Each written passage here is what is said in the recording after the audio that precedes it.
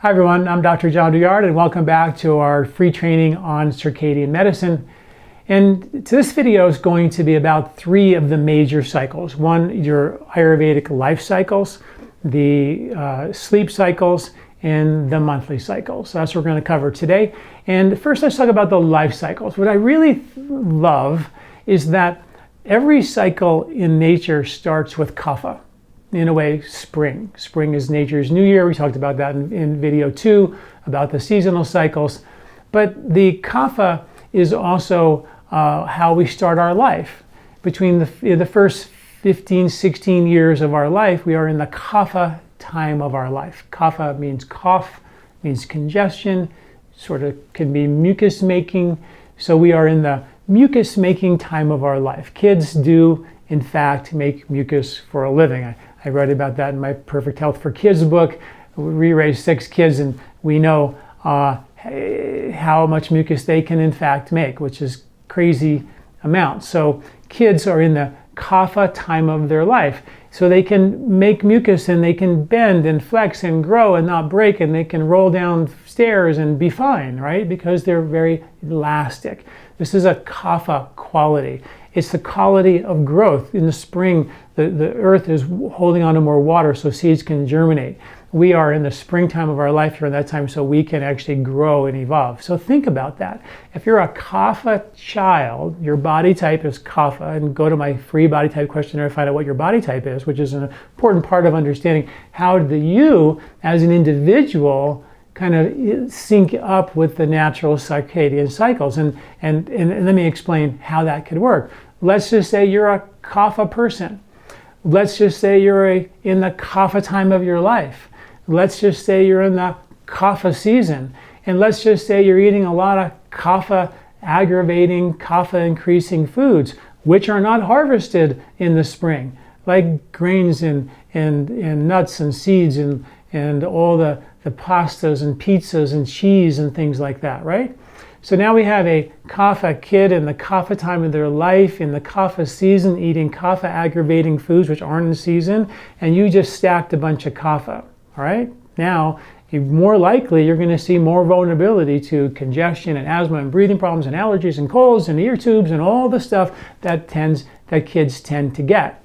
So we know that during those months, we have to be careful in the springtime when those foods are not, in fact, in season. So that makes sense. So that's how Ayurveda understands how do we get out of balance or in balance. Nature's saying, hey, it's springtime and it's mucus making time, but I'm going to give you sprouts and berries and cherries and leafy greens, things that are actually going to antidote the mucus, you see? So that's sort of how it works. But if you have a mucus-making kid in the mucus-making season, the mucus-making time of their life, eating mucus-making food, you just stacked a bunch of mucus, expect to have a kapha imbalance or a congestive, like, maybe upper respiratory imbalance. But those that mucus production is in your intestinal tract too, and it can bog down the villi, compromise absorption, assimilation, and detox, make you bloat, give you extra weight around your belly, your lymph can get congested, it can make you tired and lethargic because your lymph is trying to deliver fats as energy to every cell of your body. If that road's blocked,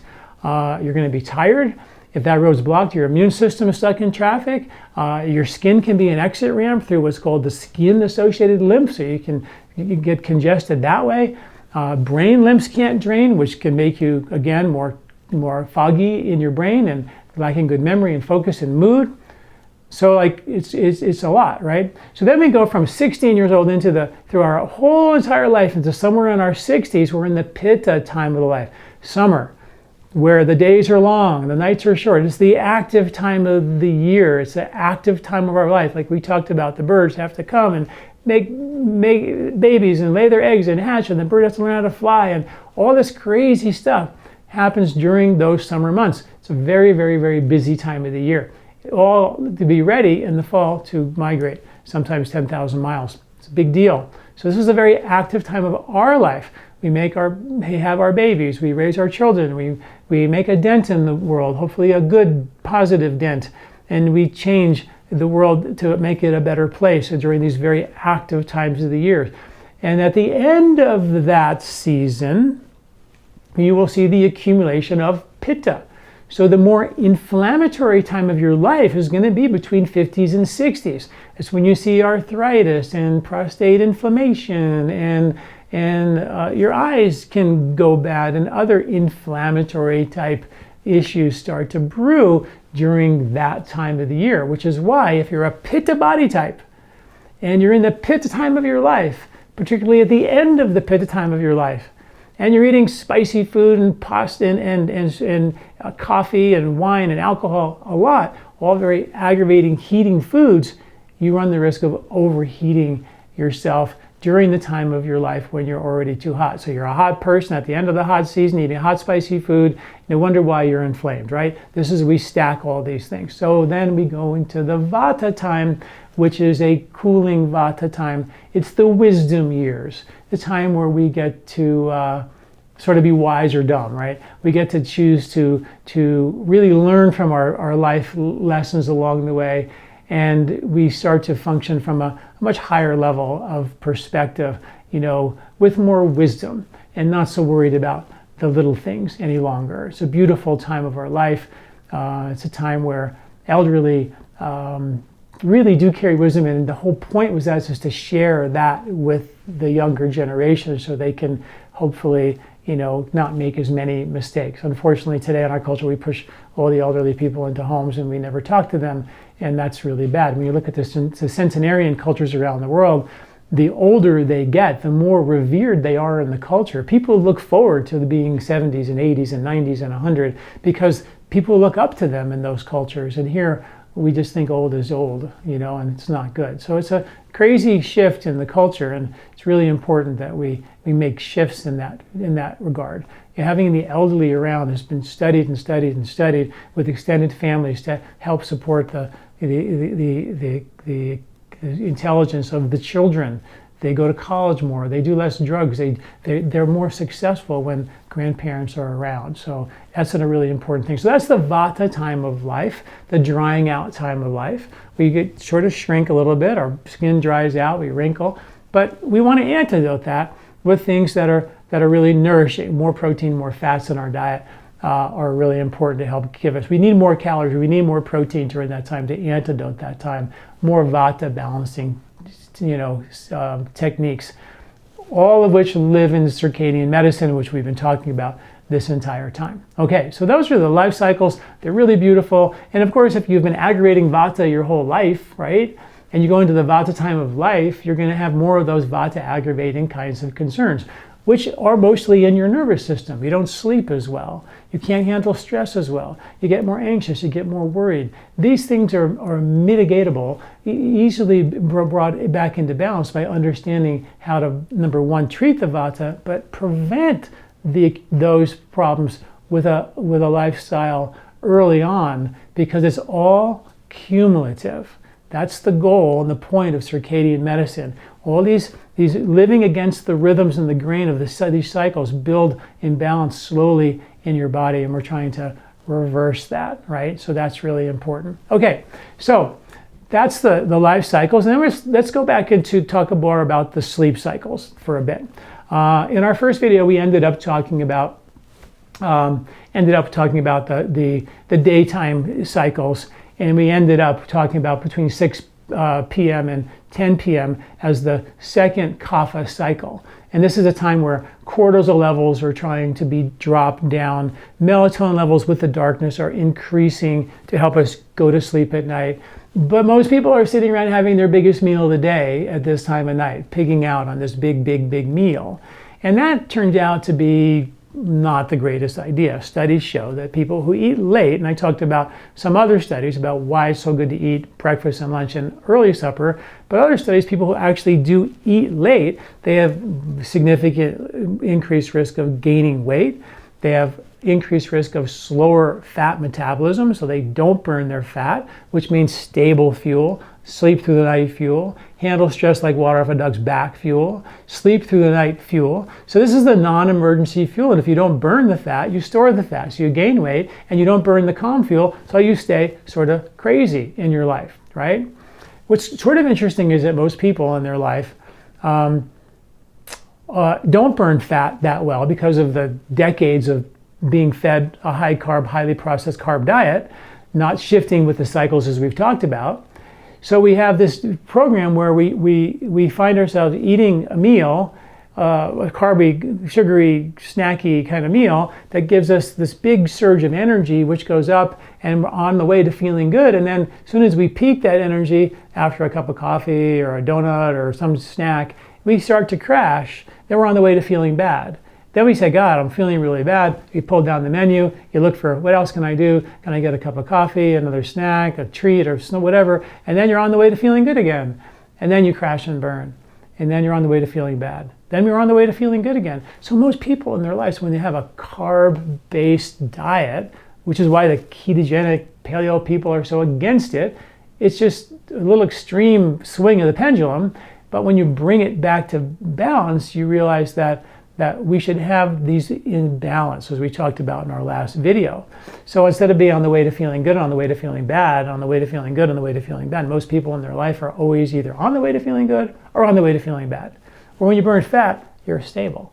You're always feeling in that mid-zone where you're feeling really good, really stable, and you're in a non-emergency state where your body can burn fat, can deliver more energy, more stability over a longer period of time, and sleep much better, right? So that's important. So studies also show that when you eat late, there's negative metabolic profiles. You see increased insulin levels, increased fasting blood sugar, increased cholesterol and triglycerides as well. And there's also interesting thing when people eat late, their hunger and appetite hormones are also surging at nighttime, so then they have more hunger at night. But when you eat big meals in the middle of the day, you have your hunger and appetite hormones happening in the daytime, so you don't have hunger at night, which means you can sleep through the night, in a much, much better way. Okay, that makes sense. So that's that time of day to settle down, dial it down. I always say, if people are not sleeping well and don't have the ability to go to sleep, then right before 10 o'clock, when the pitta time of night comes in, which is very stimulating and detoxifying, then we should think about, settling down our nervous system before that time. In our house, we have a Wi-Fi switch which flicks the Wi-Fi off at a certain time of night. So the nighttime, there is no Wi-Fi. All the cell phones are in the other room and no TV, and we just have, good darkness in the room to black out any light that would keep your melatonin levels from increasing, okay? So one strategy to help yourself do that is to get into bed with a boring book at like 9:30 at night. Start reading that boring book. Of course, not my book, you'll be up all night, but take some boring book and start reading that at 9:30, and then by 10 o'clock, you're like getting drowsy, and then hit the lights, turn it off, and go to sleep. That's one way that you can do that to help get yourself into sleep, as opposed to sitting in front of the TV and falling asleep on the couch, where you're getting only a certain amount of melatonin, but not a complete amount of melatonin. So let's talk about melatonin for a second. Melatonin is a 3 billion-year-old molecule. It's not, in fact, a hormone. Melatonin is a molecule that connects us to the light-dark cycles. It is in every living creature, bug, plant, flea, microbe, bacteria on the planet. Everything that's alive has melatonin in it because that's the connection to light, dark, winter, summer cycles. And if you were a little bacteria a million years ago and you didn't know winter was coming, you're in trouble. And to this day, we need to have a connection to those cycles, right? So that's what melatonin does. It is not, in fact, a hormone, as most people think it is. It's a molecule. Hormones, when you take it, will suppress the production of your own. Melatonin, when you take it, doesn't suppress the production of your own. It actually can encourage the production of your own. The problem is, in our world, melatonin, when you go to the health food store, they have massive 10, 15, 20 milligram capsules, which are just enough for an elephant or a dinosaur, just way, way too much. Studies show that low-dose melatonin, 0.5, a half a milligram, is just as effective as 5 milligrams. So we don't need so much, and we'll talk about that more in a minute. But so we can use foods or low-dose melatonin to encourage the production of our own. So what happens is at 6 o'clock to 10 o'clock, when the sun starts to set, the melatonin levels start to surge. But you have the lights on, and the computer on and the TV screen on, then you don't have enough darkness to allow melatonin to increase its production fully. So maybe you have enough melatonin to get you to sleep, but you don't have enough melatonin to increase the detoxification that it was designed to do. Melatonin is a molecule that encourages all types of detoxification that takes place at night. It increases your liver's production of all the detox enzymes, the superoxide dismutase, catalase, glutathione, all are regulated by melatonin. So if you have enough melatonin to go to sleep, but not enough melatonin to give you deep sleep, the janitor doesn't really come in and do the dishes and the nighttime cleaning and the windows and the floors the way it should. So you miss out on the detoxifying cycle. And circadian medicine backs this up. So studies show that 84% of gallbladder attacks take place in the nighttime, between 10 o'clock and 2. Emergencies with gallbladder cases. And that's because at 10 o'clock to 2, Ayurveda says that the liver clock turns on for the janitors to come in and detoxify and repair and rebuild the body and get ready for the next day. But if you're up having a midnight snack or you just ate a big old meal, the janitor comes in and goes, "Oh boy, you guys are still eating dinner. I'll come back tomorrow." So you lose the ability to detoxify during that particular cycle. And that's been now well documented. This is when the body does detoxify itself. So it's important that we are asleep during that time so the liver can detoxify. It's important that we didn't have a big old meal at 7 or 8 o'clock at night so the liver can do its job. You're not still digesting your food, which is why bigger lunches and lighter suppers were always and earlier suppers were always the call historically. And I'm not talking about in the big cities in Europe where they have late dinners, but in the agricultural communities in Europe, they still do it the old way. And they still do it here in a lot of ways too. Big lunches, light suppers, go to bed early, and wake up early with the sun. It was the traditional agricultural way that we've been doing for millions of years, but we don't do that anymore. And that's why it's so important to make that shift. Enzymes that help detoxify chemicals like Tylenol, which is very, very toxic. They found that when you give Tylenol at night, we have enzymes that break down the acetaminophen very easily or more effectively in the evening than in the daytime. So studies show that taking your medications at different times of day can have a very powerful effect on how well you can detoxify that. Taking them at night helps you detoxify them way better than taking Tylenol during the middle of the day or in the daytime. Other chemotherapy drugs have been shown, enzymes to break them down, boost 40% at the nighttime where they're not there during the daytime. Again, just more circadian science to suggest that this time between 10 o'clock and 2 is the liver time of night to detoxify you. So let's say you go to bed fine at 9 o'clock, but at 1 o'clock in the morning, you're wide awake, okay? This is a pitta imbalance of sleep. This means too much fire, too much inflammation, too much heat in your body. So then you say, oh, what does that mean?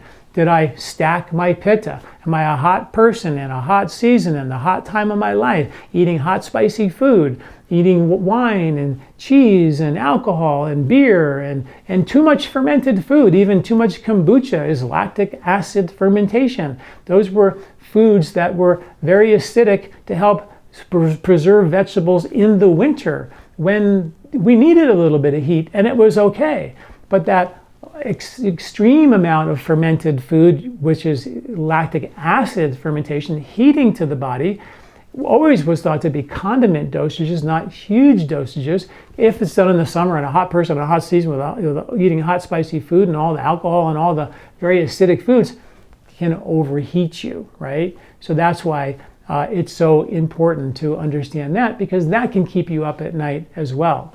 And just living in sync with the seasons, as we talked about, has a cumulative effect of bringing it into balance or causing the imbalance, right? So how beautiful it is to begin to jump on that circadian train and start to build your body up with every season that goes by versus break your body down and making life an endurance event, if that makes sense. So I also, in Ayurveda, we give herbs like Brahmi brain is the herb we use. You can read about that on my website. And that's Centella asiatica, and that's an herb that's very cooling. It's really good for the intestinal skin lining. It's good for lymph microcirculation of the lymph and the brain's drain. 3 pounds of chemicals and plaque out of your head every year while you sleep at night. Another circadian clock turning on at night to drain your brain. And lack of the lymphatics draining your brain are now linked to cognitive decline, anxiety, depression, inflammation, infection, and even autoimmune concerns, which means that the brain, the master computer, can't get its lymphatic trash out, and therefore it doesn't know, as the master computer, how many fire trucks to send to the fire on Broadway. Do I send 1 or do I send 100? And that can cause autoimmunity, an overzealous immune reaction. So now we have a mechanism for understanding some of these things, which is really powerful and really important as well. So this is the pitta-based insomnia that can take place. And then there's the next time of day between 2 o'clock and 6 in the morning. And between 2 o'clock and 6 is the vata time of day, right? This is when the nervous system is becoming more enlivened. It's a level of awareness, a level of wakefulness and clarity, where you would remember your dreams and have that deep, what Ayurveda would call witnessing, where you're more alert when you sleep.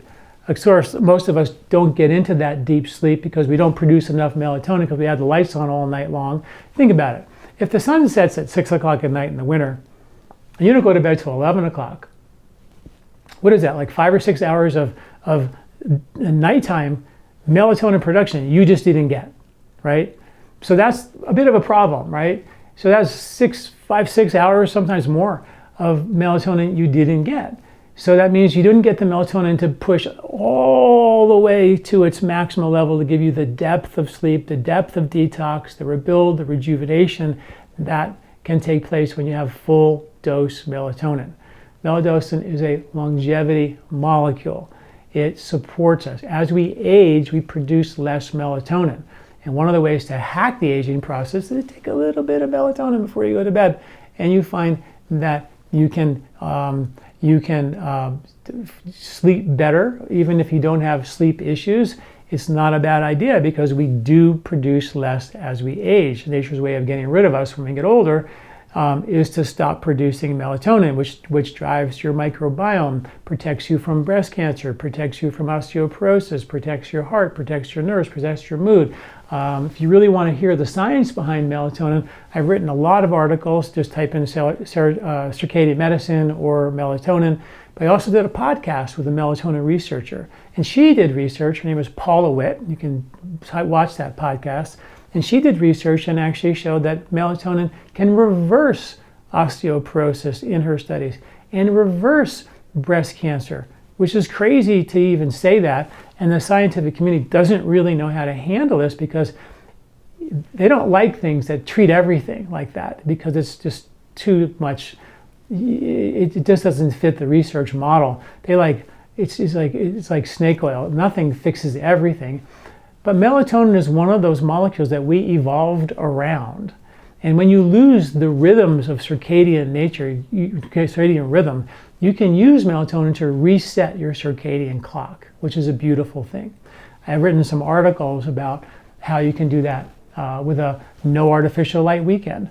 They took a bunch of healthy Boulder folks at the University of Colorado here, and they measured their melatonin levels and their cortisol levels. Supposed to have cortisol high in the day and melatonin high at night. And it turned out that their cortisol levels were high at night and their melatonin was high during the day. It was completely flipped and they're healthy. So they took them up in the mountains for a week. No lights, no cell phones, nothing else. Completely reset their circadian clock in 1 week, 100%. They did a weekend version of that with another group that were still messed up circadian-wise. And they had a 68% restoration of their circadian rhythms just by doing a no artificial light weekend. So think about doing that for yourself on a weekend. Turn off the Wi-Fi, turn off your cell phone. Don't use electricity, use candles and go to bed with the sun and up with the sun. And just do it for a weekend and just check off the grid for a weekend and just reset. Give your body a break from all this input to help your body reset. Studies show that actually does really work. Camping, another way to do that, but just don't bring your cell phone and all the screens and all that as well. You want to just get reconnected with those rhythms, right? How powerful is that? So between 2 o'clock and 6 is the time of day when you wake up at that time. That's what we call a vata imbalance. This is a time where the nervous system doesn't have the energy to sedate itself, to keep itself asleep. I've written an ebook on sleep. You can download that for free. And one of the main premises of that ebook is that we need energy to sedate ourselves to go to sleep and stay asleep. But a lot of us don't have the energy because we're so exhausted from our day. We don't have the energy we need to calm ourselves down, so the cortisol stays wired for sound, and we stay sort of restless throughout the night and don't have enough of that melatonin from the darkness or too much stress of cortisol, and that keeps us sort of revved up so we don't get the depth of sleep that we really need. And that's important because the depth of the sleep is the most rejuvenating thing that we can do every single day, and melatonin is the thing that drives that. So get your rhythms into balance. You can use low-dose melatonin to help encourage that.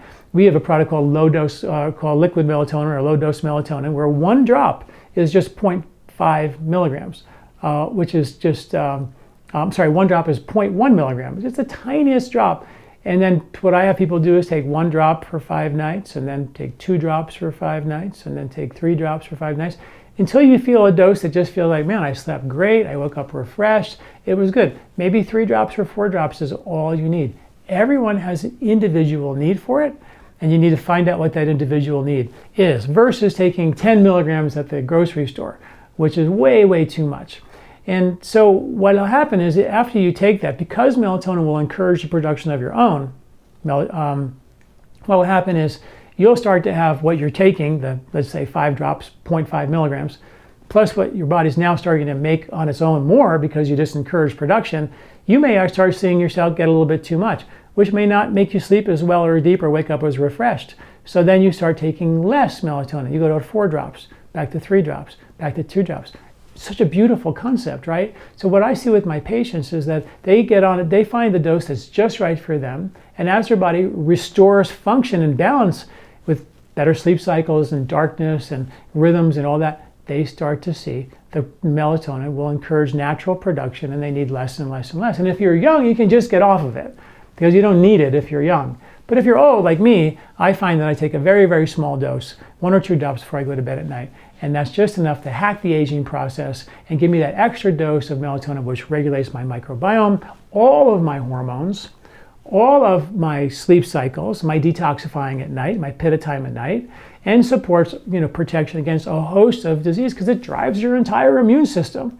And because we're getting older and nature wants us to stop eating all the food, I'm not into that, and I don't think you are either.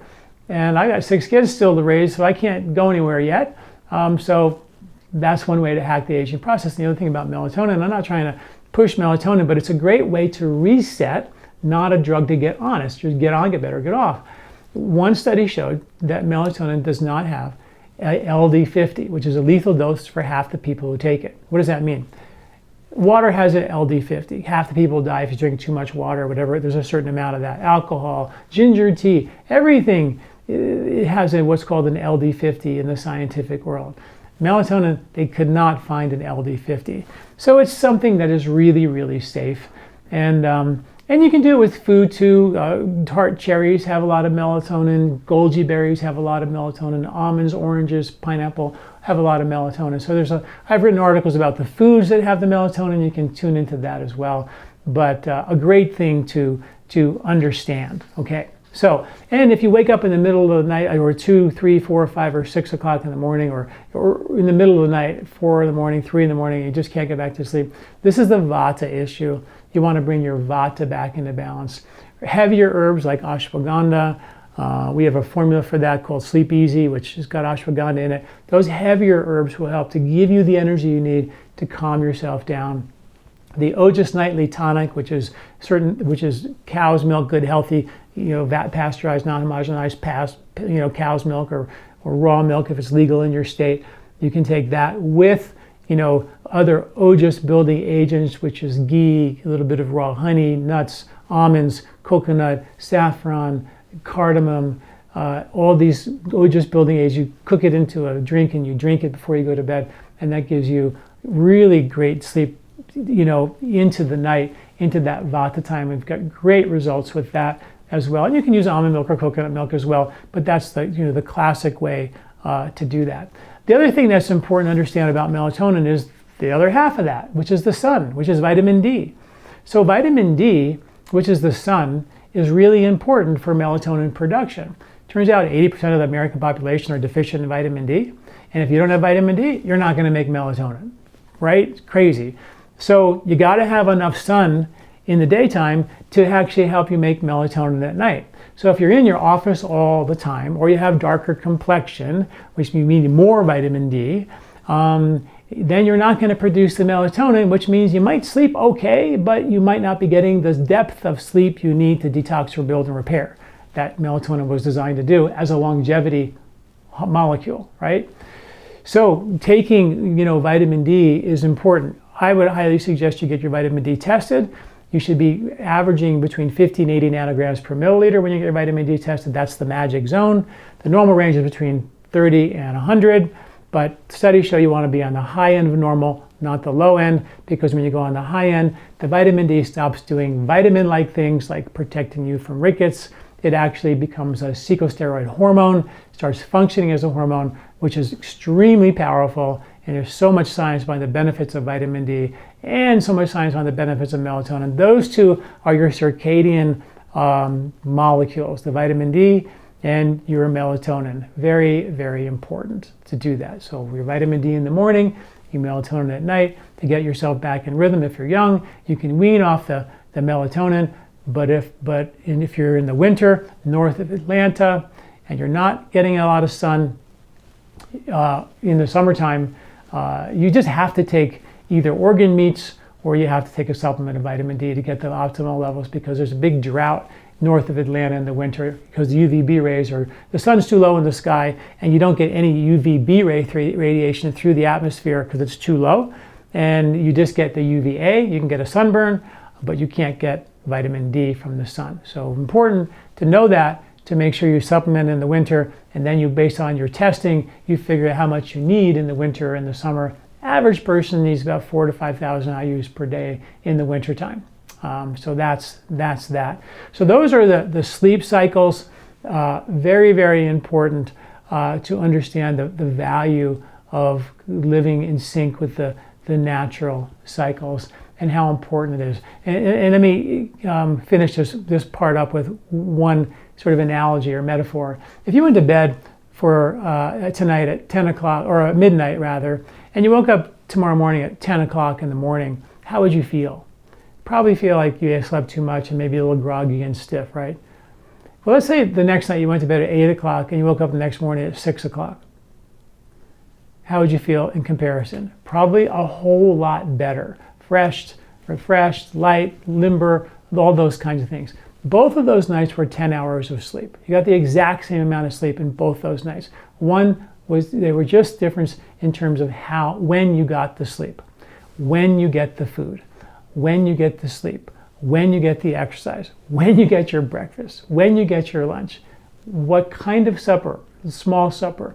All these things matter. They're cumulative, and if you can get in rhythm, really beautiful things happen. Okay, and then the final cycle is the monthly cycle, the lunar cycle, which is mostly understood with women with regard to their menstrual cycle.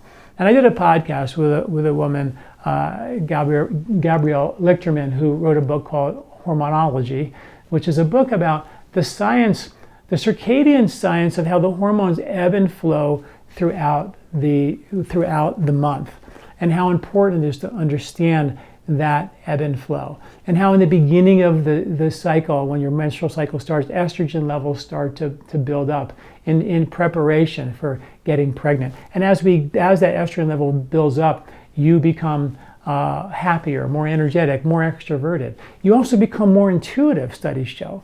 that most of the estrogen receptors are in the limbic system of the brain of women, which makes them feel more so they can sense intuitively danger, so they protect the species. Such a beautiful thing.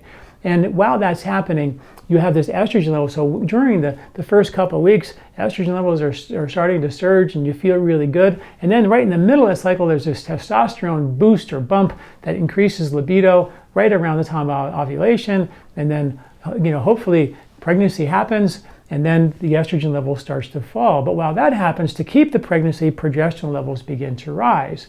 And progesterone levels is more of a kapha-like immune boosting hormone that can predispose you to more swelling and lymph congestion, which we talk about in a lot about how prior to the menstrual cycle, PMS can happen because of too much of this kind of lymph congestion, this detox that takes place prior to the cycle. If you didn't get pregnant, then the body has to deal with all of that, and that can overwhelm the lymphatic system. But the beautiful cycles can determine your mood, your behavior, even the things that you desire and crave, and that's all written. And I have a beautiful article and a podcast with Gabrielle Lichterman if you want to learn more about that. But then in Ayurveda, we also talk about the menstrual cycle as a time to sort of pull back the bow, time to realize that this is an intuitive time, a time of deep introspection, a time where women get to kind of feel more within themselves.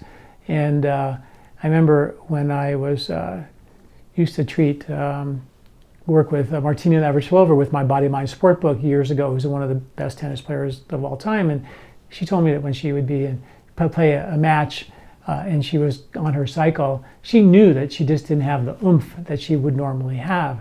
And most women would sense that there's a sort of an inward pull. It's not a weakness. It's just a time for pulling back the bow so you can shoot that arrow into full capacity. And being more introspective is, a road less traveled these days, because we're so fascinated by the outer world that we don't investigate the inner world as much as we once did. But it's so important, and I really believe that's why women are better rulers and better leaders, because they rule from a place of inner peace, composure, and calm. They're the ocean of the culture. They're the ocean of the family. They're the eye of the storm, the center. And every month, women have that opportunity to pull back the bow and drop into that emotional composure and calm. So when I used to host a lot of Ayurvedic doctors in the early days, when I was working with Deepak Chopra years ago, and they would come and they would travel around the country, they'd come back and they would lament and say, boy, so many women here in America have hormonal imbalances. I've never seen so many menstrual-related issues like they have. Like we just don't have that in India. And their perspective was, it doesn't seem like women respect the rhythms, the cycles. Like they're just go, work through, run through, train through every cycle, and there's no respect of the change of the cycle. So a lot of women would think, oh, that's crazy, that's a weakness, I'm not going to do that. But I don't think of it as a weakness at all. I think that understanding that if you feel an inclination to be more introverted or more withdrawn, or to meditate during that time, or not schedule a marathon during that time, and you want to be more introspective, give that energy a chance to go down. Remember, in Ayurveda, there's two pranas. One goes up into the head, called prana. One goes down into the pelvis, called apana. And if you stress with prana, with things to do, the apana, which goes down to support healthy menstruation, hormonal function, adrenal function, it goes up to support energy. You drive the adrenals to make energy it doesn't really have. And the more you drive the body, when the body's saying, I want to menstruate, or I want to eliminate, or I want to take rest, and we go against the grain, we push to the emergency alarm button, and the body has to borrow money from Peter to pay Paul. And that might be disturbing the hormones, because a lot of the hormones like progesterone will convert to cortisol and give you more energy that way. So you can deplete your progesterone and leave you without progesterone, which can then therefore give you unopposed estrogen and make you gain weight and make you more moody. And see, it's all about this balance, right? So understanding that is really valuable. And giving yourself a chance to rest and take time and let that cycle really happen without pushing your body into overdrive to force the body into a stress response during a time where it should be, in a sense, in sort of a nesting, pull back the bow mode on one level. And I know that a lot of women take issue with that and feel like it's a weakness, but these are the natural biological clocks that are beginning to be understood in Nobel Prize winning science. And I don't look at it as a weakness. I think women really should be the leaders of our people, and they are the ones who function and think and rule from a place of peace and calm, a place of deep composure. They are the eye of the storm, and without the eye of the storm, all you have is the winds. And the bigger the eye, the more powerful the winds, the more productive we can be. So having women functioning from that place of composure and calm, they're not out there dodging refrigerators in the winds of the storm. They're functioning from that place. But they have to also live a life in sync with the cycles. They have to live in sync with the rhythms as well. So, if you're raising young daughters and they're training right through their cycle. I mean, so many, my daughter runs track, and so many of the girls on track don't even have a menstrual cycle, or it's gotten stopped because they push so hard. And their iron levels are depleted. I mean, 3/4 of the track team have iron deficiency anemia or low ferritin levels. So we have to respect this cycle, because when you're menstruating, you're losing blood, and then you're pushing, asking for more blood cells. It's a challenge for the body, and that's why iron, one of the reasons why iron is the number one deficiency on the planet, and nobody even tests the ferritin levels, which are the stored iron that we have, that can actually be very, very low. And you could even have normal levels in your blood, and everything looks good on your blood test, but they never check your ferritin, which means your levels are really low, which can give you tiredness, lethargy, moodiness, really, heavy cycles where you feel really down. All these things could be due to an unsung or undiagnosed ferritin, stored iron deficiency. So these cycles are really important to understand, because there are deficiencies that go along with it if we don't recognize them. So point being, understand the beauty of the hormonal balance, which are again regulated by who? Melatonin. They regulate the ebb and flow of those cycles. So if your circadian clock is off and your melatonin is off, and I'm not talking about melatonin from the grocery store, I'm talking about your production of your melatonin that is the kingpin of circadian medicine. It's your connection to the light-dark cycles. And if you don't have that connection, that's why the scientists don't know what to do with the research on melatonin, because it does everything. It has its hands in every function of the body, and they have a hard time finding imbalances that aren't fixed or supported when they actually support the body and bring their melatonin levels back into balance. Okay, so there you have it. That's our final video on the cycles of sleep and the life cycles and the menstrual monthly cycles. And then our final video is going to give you some really important circadian rhythm tips. And then also we're going to go over some of the hot takeaways that you really want to take away from this course, and then go from there. So stay tuned for the last final video, where I give you sort of the take-home tools to really make sure you live your life in sync with these natural cycles and go downstream with the current, and you don't feel like at the end of every day you're exhausted, that every day is an endurance event you have to dig out of at night or on the weekends. That is unacceptable, and we can definitely do better. All right, see you soon. Thanks for listening. I'm Dr. John Douillard. Do you like this video? Don't forget to subscribe and share. This recording is brought to you by LifeSpa, where ancient Ayurvedic wisdom meets modern science. Get access to free health video newsletters by Dr. John at lifespa.com. These statements have not been evaluated by the FDA. These products are not intended to diagnose, treat, cure, or prevent any disease.